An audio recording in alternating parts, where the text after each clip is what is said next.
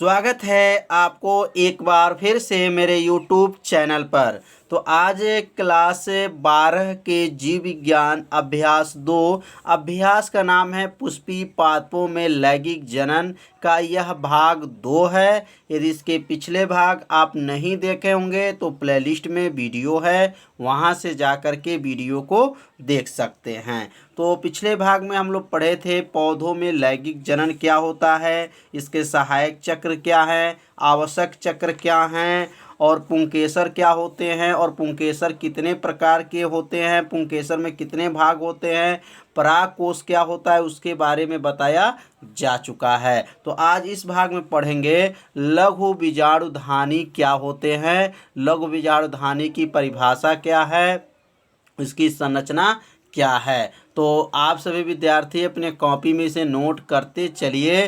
तो लघु बीजाणुधानी क्या होते हैं? लघु बीजाणुधानी लगभग गोल होते हैं और इसमें 4 भित्ति होती हैं। तो लघु बीजाणुधानी क्या हैं? लगभग में गोल होती हैं और इसमें कितने भित्ति होती हैं? तो 4 भित्ति होती हैं। 1 2 3 4, देखिए यहाँ 4 भित्ति बना हुआ है। लघु बीजाणु लगभग क्या होता है? गोल होता है। और चारों इसमें जो भित्ति का नाम क्या है? तो पहला भित्ति का नाम है बाह्य संरचना है, दूसरा का नाम है मध्य परत है और तीसरा का नाम है एंडोथोसियम। एंडोथोसियम तीसरा का नाम है और चौथा का नाम है टैपीटम। टैपीटम। तो इसमें 4 जो है भित्ति होते हैं। तो चारों भित्ति का आप सभी विद्यार्थी नाम नोट कर लीजिए और इस संरचना को लघु बीजाणुधानी का चित्र बना लीजिए। अब इसमें चारों जो संरचना का क्या कहाँ कहाँ उपस्थित होते हैं, अब इसके बारे में समझेंगे। सबसे यह ऊपरी भाग को देखिए, इसको बाह्य त्वचा कहा जाता है। बाह्य त्वचा के निचले वाले भाग को क्या कहेंगे? परत को क्या कहेंगे? अंतः त्वचा। उसके अंदर वाले भाग को मध्य परत कहते हैं और मध्य परत के अंदर वाले भाग को क्या कहते हैं? टैपीटम कहते हैं। और टैपीटम के अंदर जो क्रिया हो रहा देख रहे हैं यहाँ पर, इसको क्या कहेंगे? पराग कण है। क्या है यह? पराग कण है। तो यहाँ लिख सकते हैं कि सबसे बाहरी भाग को बाह्य त्वचा, बाह्य त्वचा के निचली परत को अंतः त्वचा और अंतः त्वचा के निचली परत को मध्य परत कहते हैं और मध्य परत के निचली भाग को क्या कहते हैं? टैपीटम कहा जाता है। और टैपीटम के अंदर जो है क्या है? पराग कण होते हैं। तो आप सभी विद्यार्थी समझ में आ गया होगा। तो अब इसके बारे में नोट कर लेंगे। टैपीटम सबसे आंतरिक परत है। तो चित्र में आप सभी विद्यार्थी देखे हैं कि टैपीटम जो था सबसे आंतरिक मतलब अंदर परत में है।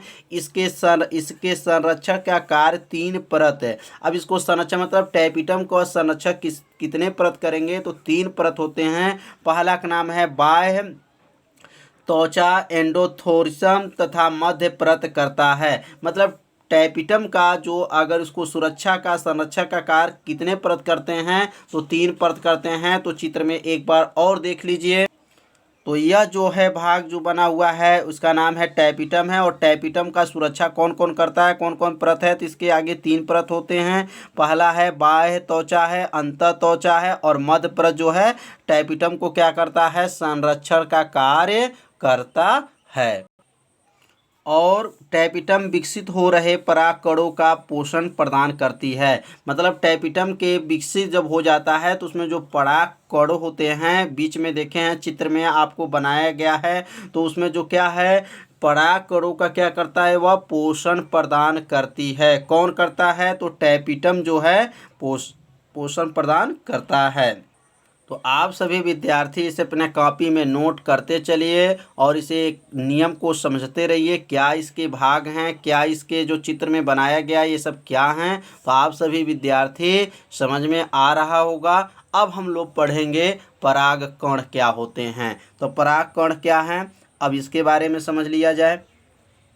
परागकण पुष्प का नर युग्मक होता है। जो परागकण होता है वह पुष्प का क्या होता है? नर युग्मक होता है। यह गोल होता है। मतलब परागकण जो होते हैं वह गोल होते हैं और नर युग्मक इसका भाग कहा जाता है। और इसका व्यास लगभग 25 से 50 mm मतलब मिलीमीटर।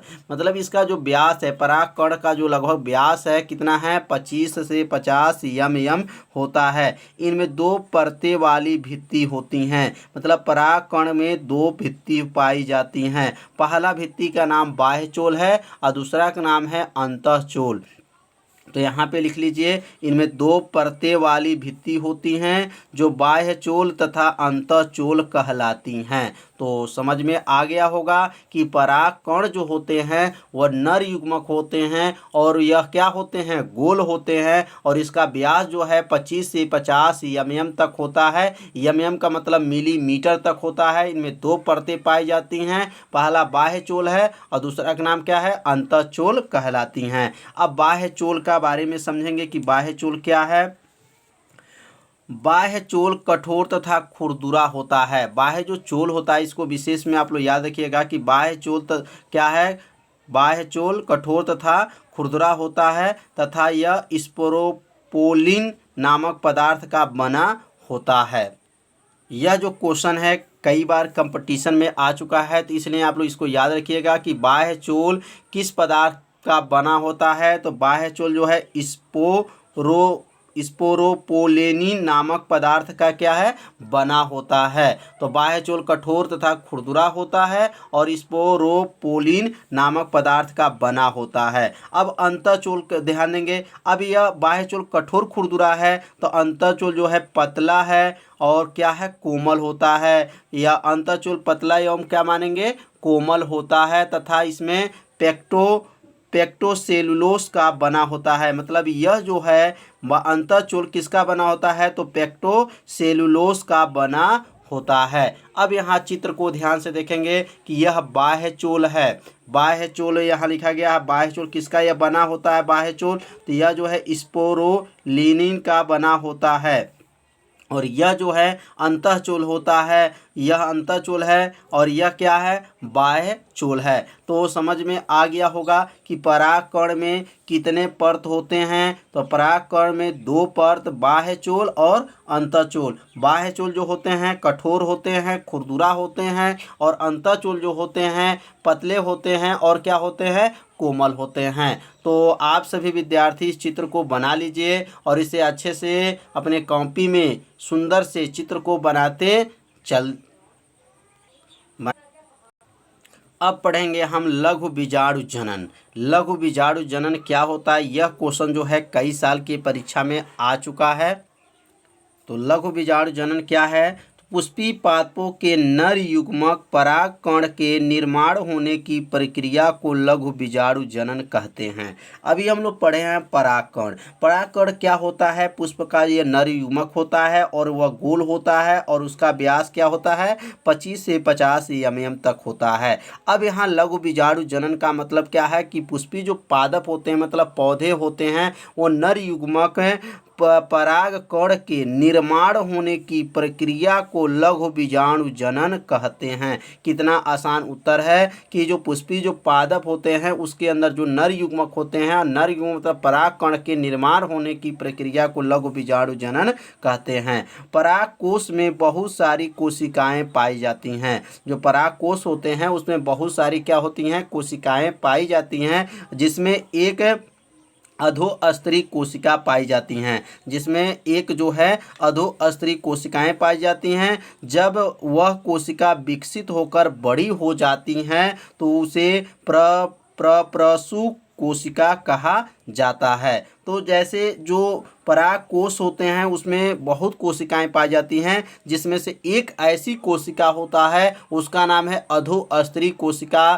कहा जाता है। जब वह कोशिका विकसित होकर के बड़ा हो जाता है तो उसे प्रप्रसु कोशिका कहा जाता है। अब यहाँ लघु बीजाणुधानी में ध्यान देंगे, इसमें कितने परत होते हैं, इसमें इसके अंदर गोले कितने होते हैं, तो याद रखिए इसमें जो है 4 गोले होते हैं। और ये पहले गोले का जो देखे 1 2 3 4 जो बना हुआ है इसको क्या कहेंगे, तो लघु बीजाणुधानी कहा जाता है। और यह जो क्रिया हो रहा है उसको क्या कहेंगे, यह जो बना हुआ है इसे क्या कहेंगे, पराग कोश कहा जाता है।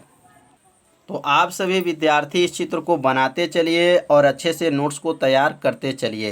तो पराग कोश में कितनी कोशिकाएं होती हैं? तो बहुत सारी कोशिकाएं होती हैं और उस कोशिका में एक कोशिका जो है अधोस्तरीय कोशिका पाई जाती है और यह कोशिका जो विकसित होकर के क्या होती हैं, बड़ा हो जाती है और उसे बड़ा होने पर वो उसका नाम क्या होता है? प्रप्रसु कोशिका कहा जाता है। तो इस चित्र को आप सभी विद्यार्थी बना लीजिए। अब हम लोग पढ़ेंगे प्रप्रसु कोशिका के प्रकार। तो प्रप्रसु कोशिका कितने प्रकार के होते हैं? तो प्रप्रसु कोशिका दो प्रकार के होते। तो पहला का नाम क्या है? तो प्राथमिक भित्ति कोशिका है और दूसरा का नाम है प्राथमिक बीजाणु जनन कोशिका है। तो यह दो जो है इसके भाग होते हैं प्रप्रसु कोशिका के। तो अब इसके बारे में अध्ययन करेंगे। तो आज का पढ़ाई कैसा लगा आप सभी विद्यार्थी जरूर कमेंट कीजिएगा। यह प्रतिदिन शाम को 8 बजे लाइव क्लास चलता है। तो आप सभी विद्यार्थी अपने कॉपी में से नोट करते चलिए। अगर आपको समझ में नहीं आ रहा होगा तो वीडियो को एक बार और देखिएगा, जिससे आपको पूरा अच्छे से समझ में आ जाएगा। तो कल हम लोग पढ़ेंगे प्रप्रसु कोशिका के प्रकार, जो हम लोग पढ़े हैं दो। अब इसके बारे में कल के वीडियो में बताया जाएगा। आज का पढ़ाई जो है इतना ही। तो कल मिलते हैं। तो सभी विद्यार्थी याद रखिए, चैनल पर आप पहली बार आए हैं तो मेरे चैनल को सब्सक्राइब कर लीजिए, ये वीडियो को लाइक भी कर लीजिए, वीडियो को शेयर कर दीजिए। तो आज इतना ही। तो कल मिलते हैं, तब तक के लिए सभी विद्यार्थियों को नमस्कार।